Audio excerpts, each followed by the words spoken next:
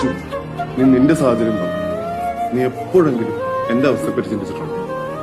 നാടും വീടും ഒക്കെ ഉപേക്ഷിച്ചിട്ട് അവിടെ നിൽക്കുക, കഷ്ടപ്പെട്ട് ജോലി ചെയ്തു. ഇത് ആർക്കു വേണ്ടിയിട്ടാ? നിനക്കും കൊച്ചിനും വേണ്ടി, കുടുംബത്തിന് വേണ്ടി. പലതവണ ഞാൻ ചിന്തിച്ചിട്ടുണ്ട്, എല്ലാം ഉപേക്ഷിച്ചിട്ട് ഈ നാട്ടിൽ വന്നാലോ. പക്ഷെ പറ്റണ്ടേ? ജീവിക്കാൻ പൈസ വേണ്ടേ? കഷ്ടപ്പെട്ട് പണിയെടുക്കണ്ടേ? Lachu, I am sorry. Sorry.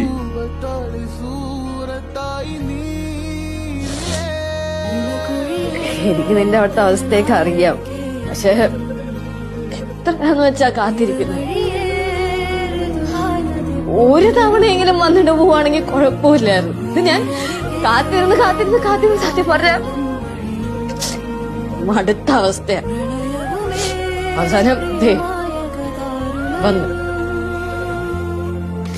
വന്നിട്ടൊന്ന് കണ്ട് കൊതി തീർന്നതിന് മുന്നേ